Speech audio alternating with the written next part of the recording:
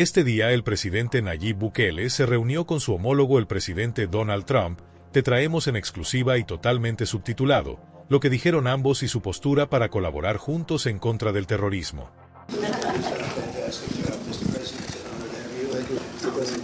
Incredibly for your country, and we appreciate working with you because you want to stop crime, and so do we.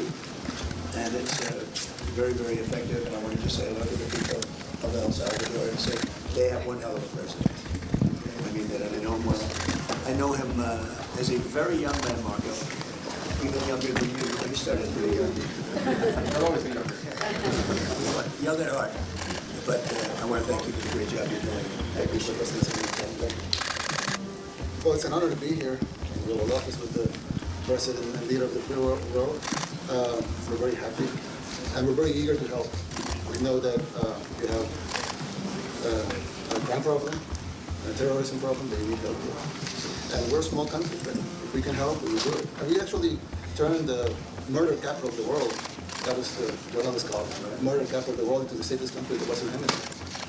And, you know, sometimes they say that we imprisoned thousands. I like to say that we actually liberated millions. So, you know, like, it's very good. Who gave him that line? Do you think I can use that? Yes.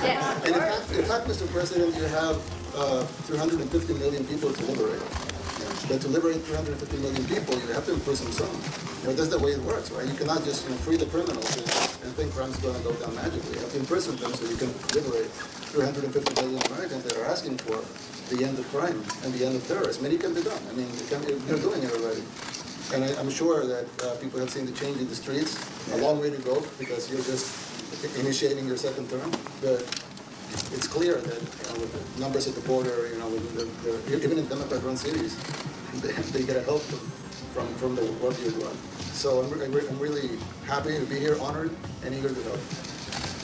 Well, we had a terrible thing happen. We had an administration that allowed people to come in freely into our country from not only South America, but from all over the world. Many from the Congo in Africa, Asia, all over the world, Europe, rough parts of Europe. And they came from prisons, and they came from mental institutions, and they came from the gangs of Venezuela, other places. And hundreds of thousands and even millions of them came. 21 million people altogether, but many of the people that came, just a tremendous percentage of them were criminals, in some cases violent criminals. We had 11,088 known murderers, half of them murdered more than one person.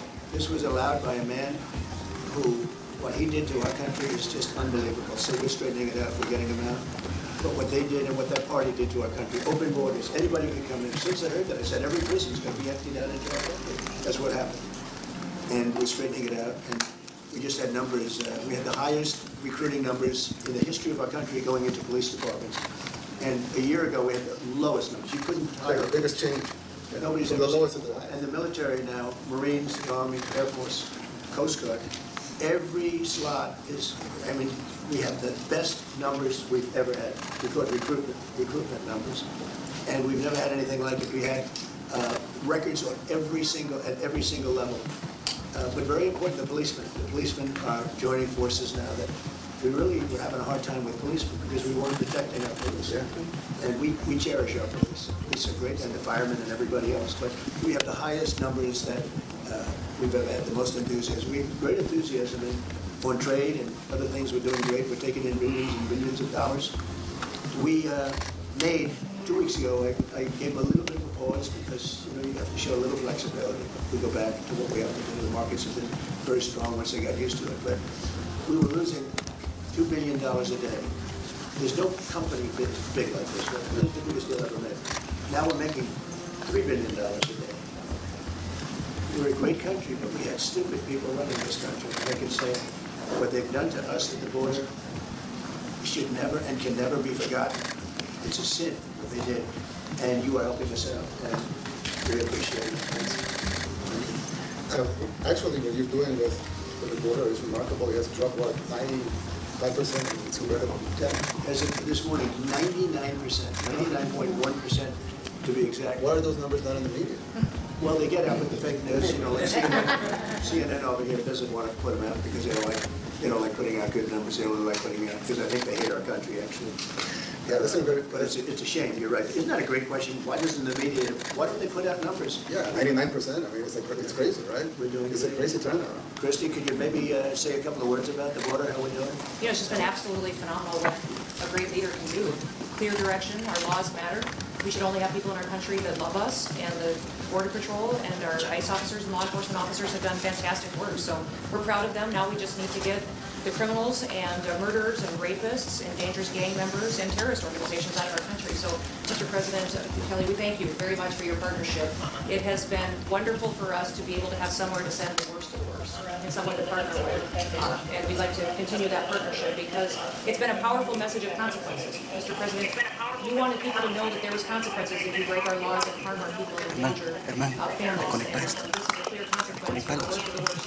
That we have somewhere to Thank you very much. Yeah, we even had this gang member from Venezuela, one of the ones you sent in. We interviewed him just, to get some information, etc. from them. And he said, oh, I got arrested 6 times, but they released me that 6 times, so I should be released again. And then we said, well, what's the last thing you do? And he said, well, I shot a cop in the leg, but I didn't kill him. I just shot him in the leg. And we're like, this guy was arrested 6 times here in the United States, 6 times. He was released 6 times.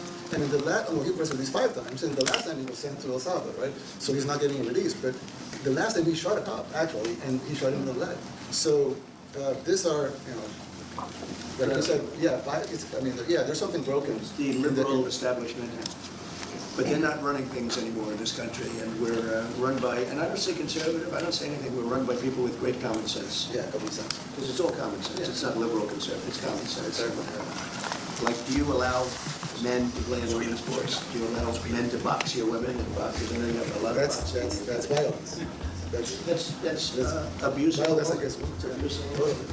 But we have people that fight to the death because they think men should be able to play in women's sports. And some of those sports, it wouldn't matter much, but it still matters. But some of them are very dangerous. Some years ago, like you said, a decade ago or so, women rights movements were pressuring so that we enacted specific laws to avoid men abusing women. And I think those laws were great because there were a lot of men abusing women. But now the same people are trying to backtrack on that and actually trying to make new laws allowing men to abuse women in sports. So actually that doesn't make sense. It doesn't make sense. You know, they have weightlifting records, right? Yeah. A woman gets up real swift, she's incredible. A guy gets up and beats about 100 pounds. What are you going to do? A record that hadn't been broken in 18 years. They put on an ounce, quarter of an ounce, eighth of an ounce for 18 years. Now they have a guy come up, the whole thing is crazy. But they continue to fight. And I don't like talking about it because I want to save it for just before the next election. I say when people don't even talk about it because they'll change. And I watched this morning, there was a congressman fighting to the death for men to play against women in sports. And you say to yourself, why? What are they doing? What are they doing?